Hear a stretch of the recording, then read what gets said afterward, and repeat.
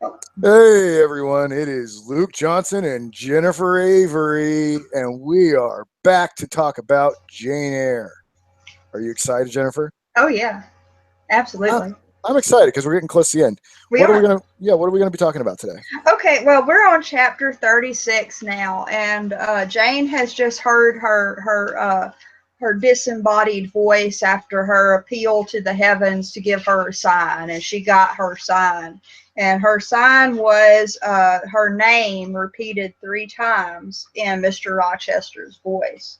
And so that pretty much makes up her mind. I'm not marrying St. John. I'm not going to India. I'm going to go see what's happening with Mr. Rochester. And so that's what she does. At the beginning of chapter 36 is the next day after this happened. And she gets up and she's a little bit she's anxious, obviously, because she's planning to start traveling that day. And before she leaves, she gets a little note slipped under the door from Sinjin, because apparently it's too difficult to speak now. but but he says, you left me too suddenly last night. Had you stayed but a little longer, you would have laid your hand on the Christian's cross and the angel's crown. I shall expect your clear decision when I return this day fortnight. Meantime, watch and pray that you enter not into temptation. The spirit, I trust, is willing, but the flesh, I see, is weak. I shall pray for you hourly. Yours, Sinjin. So Sinjin is still convinced that this is some work of the devil, that it's some That's what I kind was, of temptation. that's what I was going to ask. How did he come to the conclusion that the romantic rejection of him is the equivalent of the spiritual rejection of Christ? Because the way he sees it, what he is doing is God's work, and that makes him uh, and to him, because because he is so pious, and he really is a pious person, and his main concern really is to spread the word, as it were, to be a missionary. And I think the way he sees it is that if she's rejecting him, she's rejecting those ideals that he was sure that she shared with him, but he was wrong. But and I apologize for this, but like so many men, he cannot be wrong. He doesn't. He can't believe that he's wrong about her. And I think that's what's going on here. Is he just doesn't have her pegged the way he thinks he does.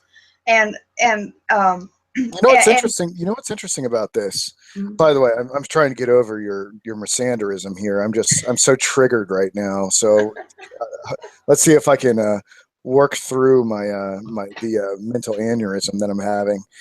Um, uh, that was sarcasm, by the way. Um, anywho, what I find interesting about this is that right now, as we're doing Kierkegaard's works of love, if anyone can see this, if they're watching this on YouTube. And one of the things that we talk about a great deal is the cleavage between spiritual love, Christian love, neighborly love, and romantic love. And I wonder if we can think about Jane as making this sort of. And I don't know if you've been following the Kierkegaard stuff. I know you're busy, so I don't expect you to have. But um, I wonder if Sintchen sort of is working in these categories where he sees that Jane is choosing a lower, baser, paganized form of love over what he represents as this icon of Christian love. I don't know. well, see, the thing, like, maybe that's the way Sinjin sees it, but I don't think that's the reality of it from Jane's point of view. I don't think it is either, but Yeah, I think it's interesting just to bring these two books into conversation with one another. If people are following the seminars and the podcasts on these two books, they can start to see some parallels, and I think it would be a wonderful research paper for someone to take up. yeah, it would be actually probably. Yeah, and but yeah, I think, like I say, I think Sinjin, he is definitely a person of that spiritual, higher love. But the thing is for Jane and for most people, uh, the the love that you have for somebody, for a romantic love is every bit as spiritual as that, what would be considered higher love. And it's, it's one of those things that it really depends on the person. And St. John sees this. Jane's point of view is that all kinds of love are of God, are of that spiritual sort. And so that's why she says, my spirit, I answered mentally, is willing to do what is right. And my flesh, I hope, is strong enough to accomplish the will of heaven when once that will is distinctly known to me. At any rate, it shall be strong enough to search, inquire, to grope an outlet from this cloud of doubt and find the open day of certainty. So she's talking about, she got this sign, and now she knows that and now she knows she has to take this journey to clear that doubt about what happened to Mr. Rochester, about what happened to him after I left, because she has no idea at this point. Let me ask you about this sign for a second, okay? All right. What are we talking about when we are talking about a sign? We may have addressed this a little bit last time. It's very interesting because one of the things that I'm doing for the website and the app, and for my own personal reasons, I don't think it's any great mystery that I've had some sort of spiritual crisis in 2017. Reading all these books and researching particle physics and all these other things. But I've been reading the Bible cover to cover and recording it and putting it on the app, and I encounter all these stories about signs and miracles and things in the heavens and visions and things of this nature. But we don't get the sense that this sign or this telepathic communication between her and Rochester is that kind of sign. Well, Jane feels like it is, because remember, right before she heard the voice, she actually implored heaven. She implored God, give me a sign.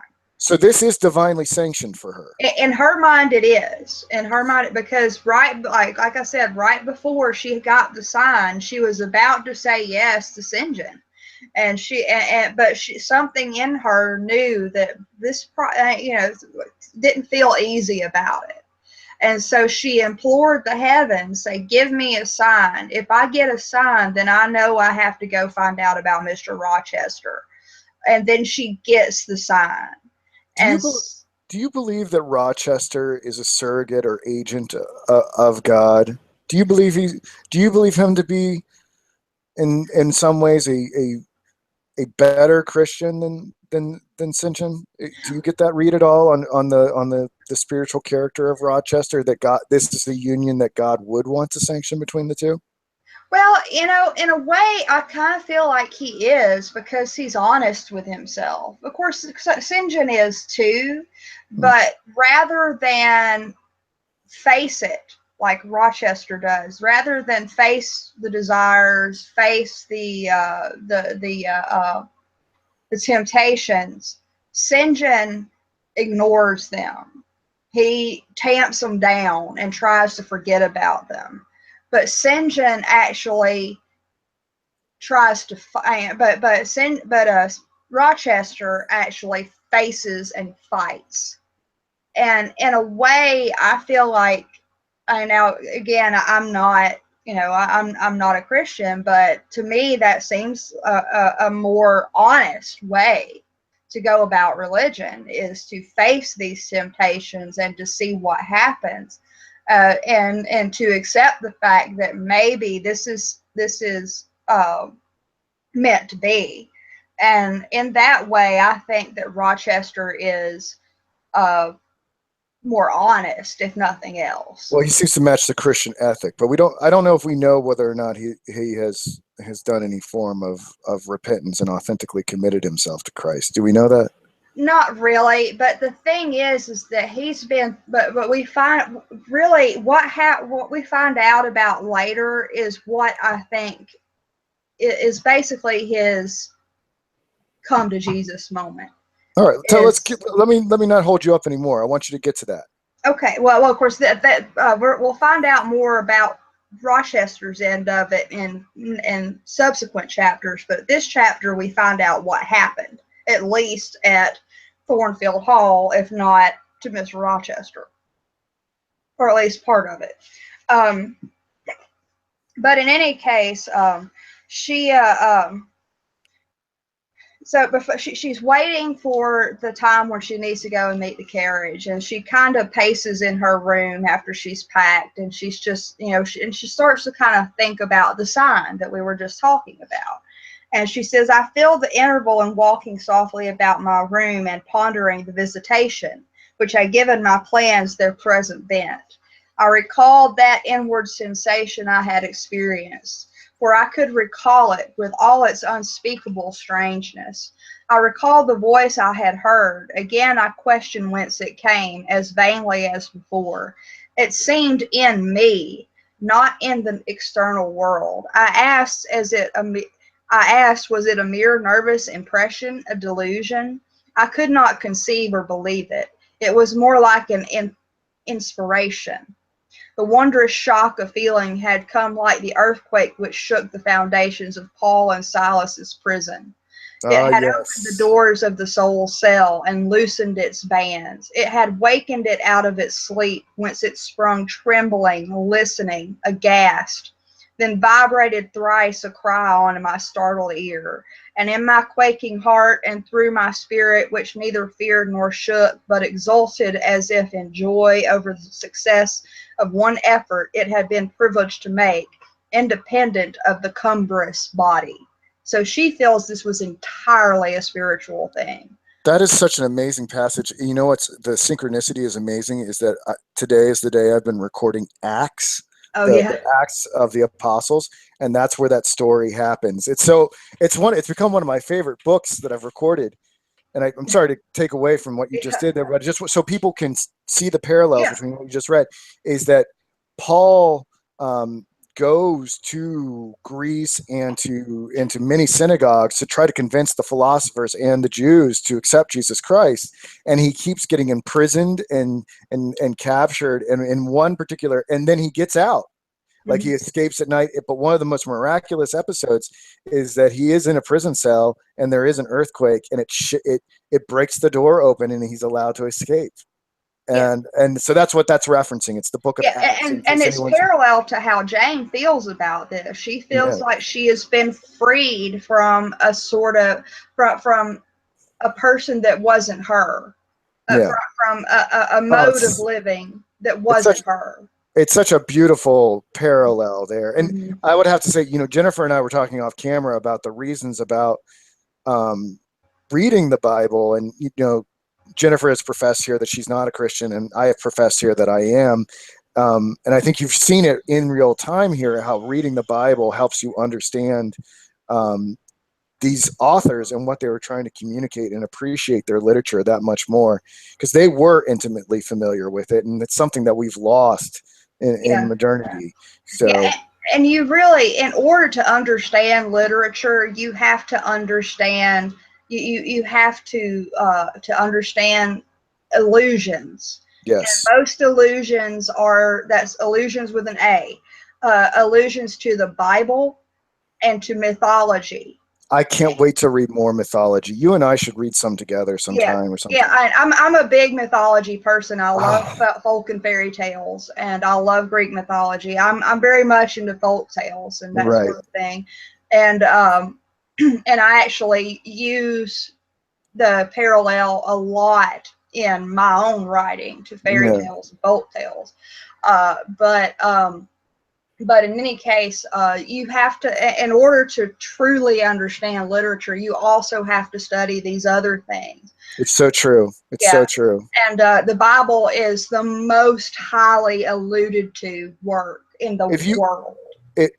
All right. So if we were just to tell people, we would say the Bible, and then what would be your number two? Probably Greek mythology, Greek and Roman mythology. Where would I even start there with Greek mythology? Edith Hamilton. That's the first one you go to. Edith Hamilton every time. Okay. And also Ovid. which I Okay. haven't read yet, Metamorphosis. And really, the way that I like to study these things, especially something as wide and broad as mythology, is I like to get like an encyclopedia or a survey book of these things, and Right. then the things that I'm really interested in, I delve more deeply into in other books. I'm so Uh, fascinated by mythology in a way I never was before, because, well, I don't know. It seems like backwards might be the way forwards as far as I'm concerned nowadays. I actually kind of agree with you there. Oh, look at Yeah, you. yeah. You have people have lost touch with history and mythology, and a lot of people don't realize that like even the things that we enjoy now, like television shows, things like Star Wars and comic books, these are modern mythology. Dude, everything is coded. Yeah, Everything. yeah. Everything is coded. Now, I know you know what I'm talking about, and they don't know what I'm talking about, and that'll be between you and I. But, but we can agree that everything is coded. Yeah, it is it really is to a degree. But yeah, definitely, if you want to be a student of literature, you also need to be a student of history and mythology and religion. Yeah. Um, so, so yeah, there's my lesson for today. Okay. But in any case, so we have this great little thing here, and then so Jane goes and she goes to Whitcross, which is where she got dropped off 2 years before, after she left Thornfield, and and then she goes off towards Thornfield, and she gets and she doesn't really cover much of the journey. She goes straight to what when she gets closer to it, she kind of debates with herself whether to go to the inn first or to go to Thornfield first. And here's her reasoning there. She says, "My journey is closed," I thought to myself. I got out of the coach, gave a box I had into the hostler's charge to be kept till I called for it, paid my fare, satisfied the coachman, and was going. The brightening day gleamed on the sign of the inn, and I read in gilt letters the Rochester Arms. My heart leaped up. I was already on my master's very lands. It fell again, and the thought struck it. Your master himself may be beyond the British Channel, for aught you know, and then if he is at Thornfield Hall, toward which you hasten, who beside him is there? His lunatic wife, and you have nothing to do with him. You dare not speak to him or seek his presence. You have lost your labor. You had better go no further, or urged the monitor. Ask information of the people at the inn. They can give you all you seek. They can solve your doubts at once. Go up to that man and inquire if Mr. Rochester be at home. The suggestion was sensible, and yet I could not force myself to act on it. I so dreaded a reply that would crush me with despair. To prolong doubt was to prolong hope. I might yet once more see the hall under the ray of her star. There was the stile before me, the very fields through which I had hurried, blind, deaf, distracted, with a revengeful fury tracking and scourging me on the morning I fled from Thornfield. Ere I well knew what course I had resolved to take, I was in the midst of them. How fast I walked! How I ran sometimes! How I looked forward to catch the first view of the well-known woods! With what feelings I welcomed single trees I knew, and familiar glimpses of meadow and hill between them. So for a minute, she stops when she gets to the end. She's like, well, should I go and ask the innkeeper about Mr. Rochester, or should I just go to Thornfield? And at first she's like, well, maybe I should go in and ask about what's going on. And then she decides, you know what? I'm too close. I'm going. And so she starts to actually run. And she says to prolong doubt was to prolong hope. And so she had no idea what happened. He might not be there, but he might be there. And so she goes on. And then she comes to Thornfield. She comes to the view of it. And I love how she describes this. It is a fantastic metaphor that she uses here. Here an illustration, reader. A lover finds his mistress asleep on a mossy bank. He wishes to catch a glimpse of her fair face without waking her. He steals softly over the grass, careful to make no sound. He pauses, fancying she has stirred. He withdraws, not for worlds would he be seen. All is still. He again advances. He bends above her, a light veil rests on her features. He lifts it, bends lower. Now his eyes anticipate the vision of beauty, warm and blooming and lovely in rest. How hurried was their first glance, but how they fix, how he starts, how he suddenly and vehemently clasps in both arms the form he dared not a moment since touch with his finger, how he calls aloud a name and drops his burden and gazes on it wildly. He thus grasps and cries and gazes because he no longer fears to waken by any sound he can utter, by any movement he can make. He thought his love slept sweetly. He finds she is stone dead. I looked with timorous joy toward the stately house. I saw a blackened ruin. And so she is comparing how she felt at seeing Thornfield as a blackened ruin to if a man goes to see his lover and thinks that she's asleep and finds out that she's actually dead. And that's what she compares this to, which is just a gorgeous metaphor, I think. And so she has seen that Thornfield is a ruin. It has been burned. She says, and there was the silence of death about it, the solitude of a lonesome wild. No wonder that letters addressed to people here had never received an answer, as well dispatch epistles to a vault in a church aisle. The grim blackness of the stones told by what fate the hall had fallen, by conflagration. How kindled? What story belonged to this disaster? What loss besides mortar and marble and woodwork had followed upon it? Had life been wrecked as well as property? If so, whose? Dreadful question.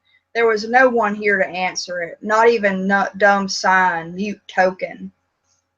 And so she finally, she has no idea of what has happened. All she knows is that Thornfield is a ruin now. And so she immediately goes back to the inn and she's like, I got to find out what happened.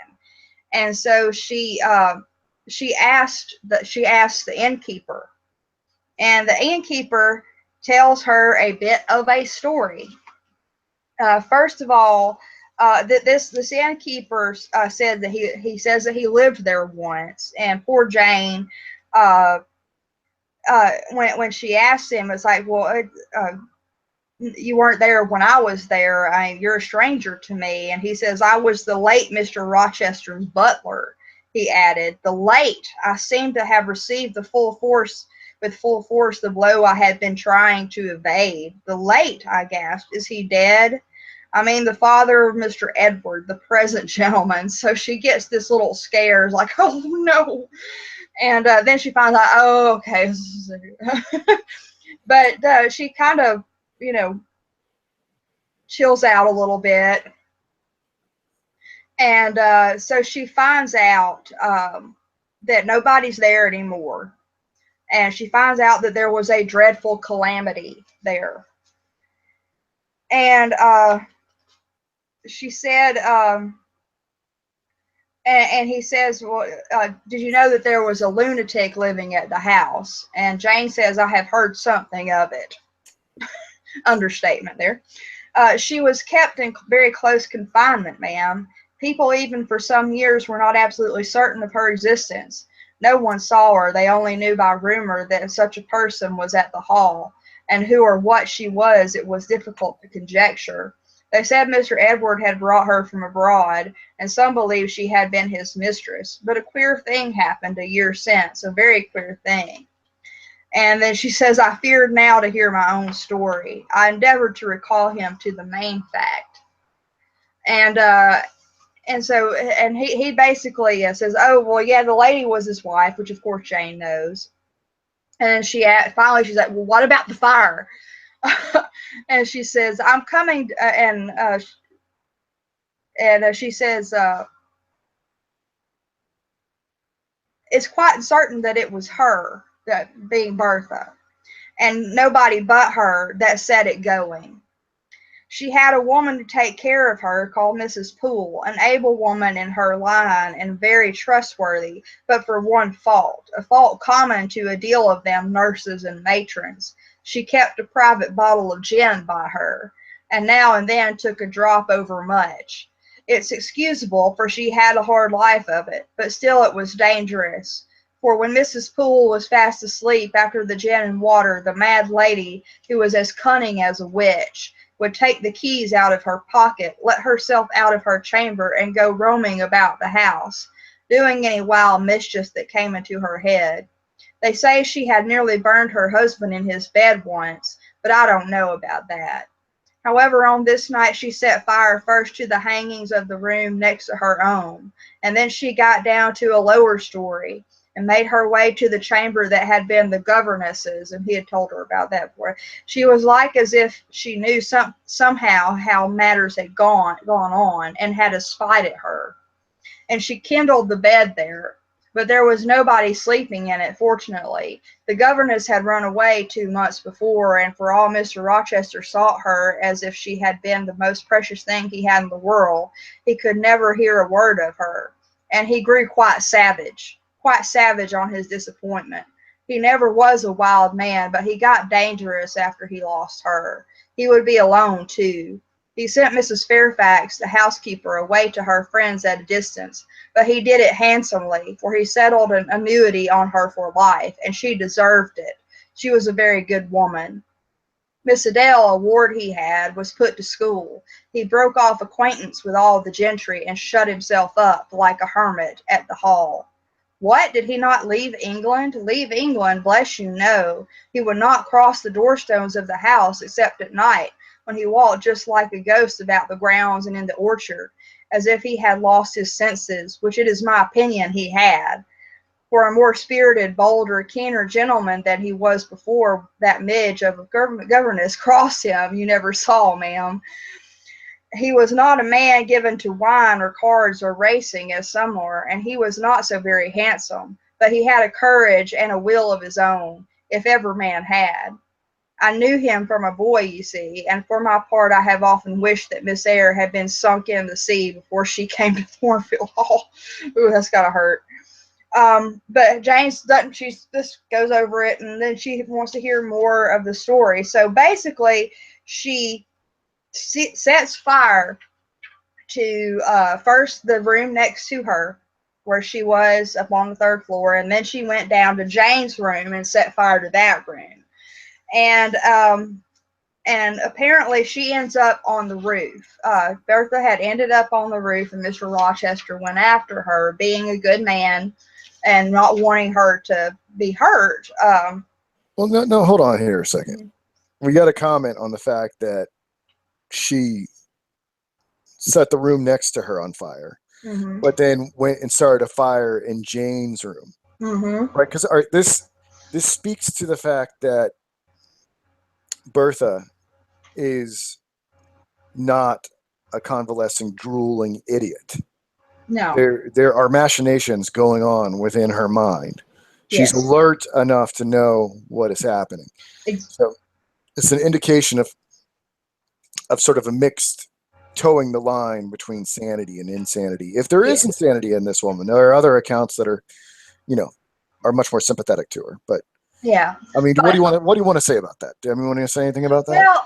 Well, even the innkeeper says she was like as if she knew somehow how matters had gone on and had a spite of her. So the innkeeper says it's like she knew what was going on with that governess who slept in that room.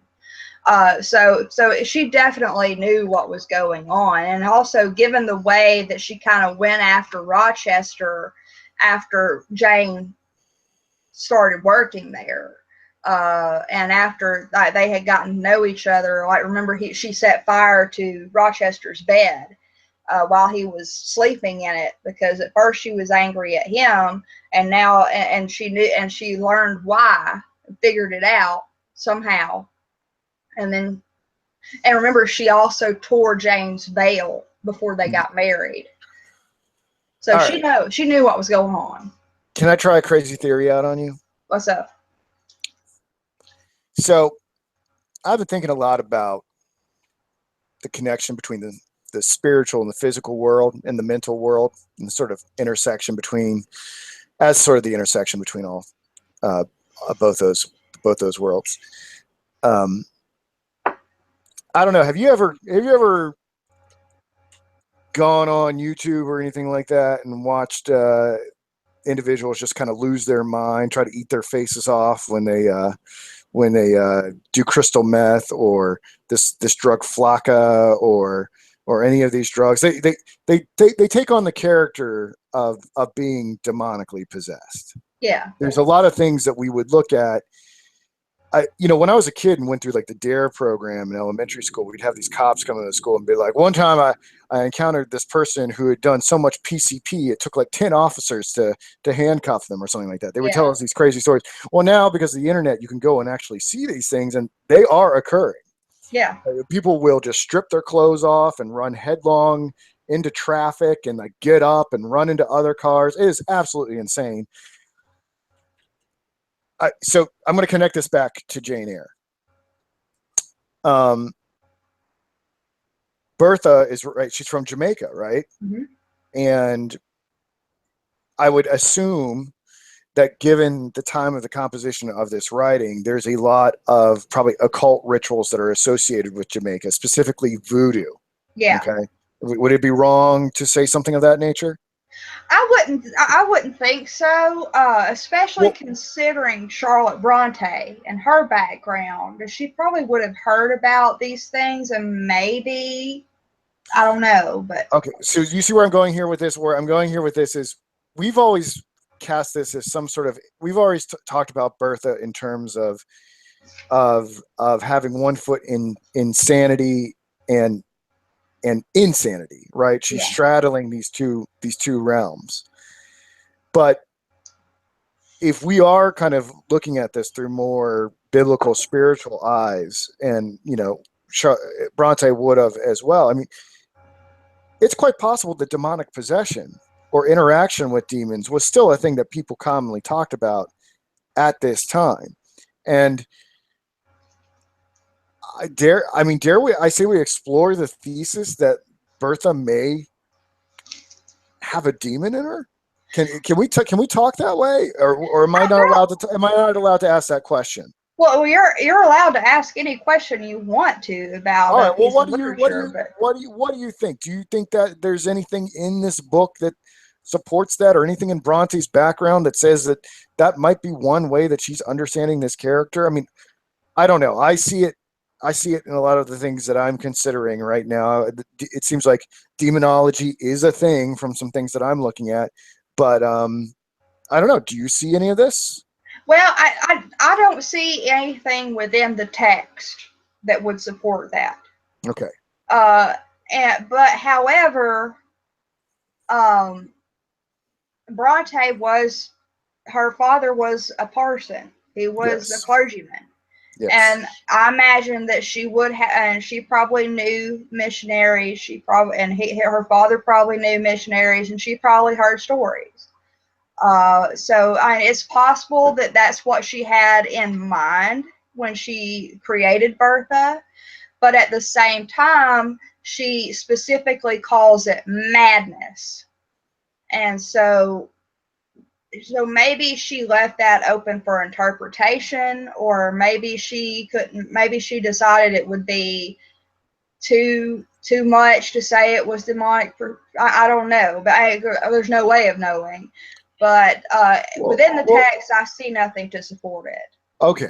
All right. Well, I do think it raises an interesting question here about modern psychiatry. I know I'm going to get, taken to task for this, because we live in a society where everyone is so quick to pop pills in order to deal with their mental problems. Mm-hmm. And I guess the little bit of the thesis that I'm submitting here is that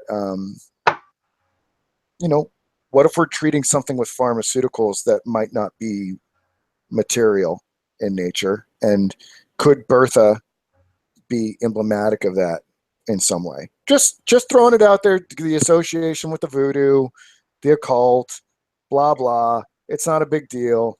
I'm probably derailing the conversation by even raising it and delegitimizing myself, but you really got to see this chick who goes through the McDonald's drive-through and wants her chicken nuggets at 10 in the morning. If you go on YouTube and watch this woman who wants her chicken nuggets, you'll be like, oh yeah, demons are a thing. Yeah, well, I don't know. I think I have seen that actually, and I think in that case, in a sense of entitlement is a thing. All right. We'll let the listeners decide. Go watch Well, Chicken Nugget Lady, and you come to your own conclusions about demonic possession. yeah, y'all, yeah. Keep going. Bertha is not demonically possessed. Let's go. Let's keep going. But in any case, so through this whole story, we come to the point. Let me see. Okay, and then they called out to him that she was on the roof, where she was standing, waving her arms above the battlements and shouting out till they could hear her a mile off. I heard her. And saw Definitely her not. with, Definitely not signs of demonic possession. Dancing on the roof. where she was standing, waving her arms above the battlements and shouting out till they could hear her a mile off. I heard her and saw her with my own eyes. She was a big woman and had long black hair. We could see it streaming against the flames as she stood. I witnessed and several more witnessed Mr. Rochester ascend through the skylight onto the roof. We heard him call Bertha. We saw him approach her, and then, ma'am, she yelled and gave a spring, and the next minute she lay smashed on the pavement. Dead? Asked Jane. Yeah. Dead, aye. Dead as the stones on which her brains and blood were scattered. So during the fire, not that she set, Bertha, who may or may not have been possessed by a demon, decided to take a little flight off of the battlements and didn't land well. So we know now that Bertha is dead. And then we find out about Rochester. She asks the innkeep. Incidentally, I will say this: there is biblical precedent for demons throwing themselves off of high places. When Jesus cleansed a man who was possessed by a legion of demons, they were cast into swine that then went off a cliff. Like lemmings. Of course, that's not true now. So, but like I said, Bertha could have been possessed by a demon, or she may have just been crazy. Just throwing it out there. Y'all decide. But then we find out about Mr. Rochester.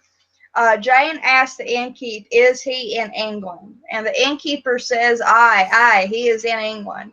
He can't get out of England, I fancy. He's a fixture now. What agony was this? And the man seemed resolved to protract it. So Jane is getting really frustrated with this dude because he's not coming out and saying it, which I would too, probably. I'd say, dude, tell me what is up with Rochester, okay? Cut to the chase. I want to know about my hunk. Yeah, that's right. He is stone blind, he said at last. Yes, he is stone blind, is Mr. Edward. I had dreaded worse. I had dreaded he was mad. I summoned strength to ask what had caused this calamity. It was all his own courage, and a body may say his kindness in a way, ma'am. He wouldn't leave the house till everyone else was out before him. As he came down the great staircase at last, after Mrs. Rochester had flung herself from the battlements, there was a great crash. All fell. He was taken out from under the ruins, alive but sadly hurt. A beam had fallen in such a way as to protect him partly, but one eye was knocked out, and one hand so crushed that Mr. Carter, the surgeon, had to amputate it directly. The other eye inflamed. He lost the sight of that also. He is now helpless, indeed, blind, and a cripple. Where is he? Where does he now live? At Ferndine. a manor house on a farm he has about 30 miles off, quite a desolate spot, who is with him. Old John and his wife. He would have no one else. He is quite broken down, they say. Have you any sort of conveyance? We have a chaise, ma'am, a very handsome chaise. Let it be got ready instantly, and if your postboy can drive me to Ferndean before dark this day, I'll pay both you and him twice the hire you usually demand. And so finally, after this guy who's really loving telling this story, you know he is she finds out that after Bertha throws herself off the roof, Mr. Rochester makes sure that everybody's out first, and then he starts coming down, and then then the structure gave way, and so he basically crashed down to the ground and was buried with all of this rubble. But he was protected partly, but he lost one eye and became blind in the other, and one of his hands was crushed. So now Rochester is blind and has one hand, and then she finds out that he's living at Ferndean, which is another property that he has. And when she finds that out, Jane's like, okay, take me there, I'll pay you well. And that's the end of the chapter. So a good story. That's it. A lot of activity in this chapter. Huh? A lot of activity. A lot of activity in this chapter. Yeah, it really is. But the main thing is. Well, I should say there's a lot of activity communicated. I don't know if there's a lot of action, but we get caught up. We get caught up. Yeah, you get caught up because we find out at the same time that Jane is discovering all this, so was the reader. Right. And so you kind of feel another reason I really like this chapter is because it's written in such a way that you feel her anxiety. If you don't know the story already, you're like, what did happen to Mr. Rochester? I liked him. What happened to him? And the way that she has this innkeeper telling the story in this way that builds suspense, and you feel Jane getting frustrated with him, and you start getting frustrated with him, and it's just so well done. And so that's one of the reasons I really like Charlotte Bronte, is she seems to understand how to get a reader to be with the character and to feel what the character feels, which is something that some of the writers that I have worked with in editing don't know how to do. But hey, what? We don't promote you enough as an editor. Do you want to take a second and just tell people if they want to work with you, how they can find you? Oh yeah. I am an editor, and I'm a content editor. I don't just do line edits. I edit for flow and sentence structure and continuity. So I basically kind of. I end up teaching my clients a lot. Well, do you have a website or an email address that people can I don't have a website, but you can email me at Avery. That's Javery. Capital S, capital C is in cat, capital E is in Edward, at gmail.com. And I can vouch for Jennifer. She is quite the stickler, and is very prompt, and is very, very thorough. And for what it's worth, I can highly recommend her if anybody would like to work with Jennifer on a project. So yeah, please, I need clients. Yeah, let's get you some work, girl. All right. So I don't have to work for American Greetings anymore. All right. Well, that was fun. Do you want to say anything else in closing? No, not really. It's just that we know where Rochester is, and Jane's headed that way, and that's where we'll be next time. Well, thank you for joining us, everyone. You can find us on the Noetic app. You can subscribe on YouTube, my personal YouTube channel, Luke Johnson. You can find us on SoundCloud. Take us with you. We got a lot of stuff coming. I'm overwhelmed, but we'll get it all out there. Jennifer, stick around for a second. I wanted to pick your brain for a second, and have a good night, everyone. Bye.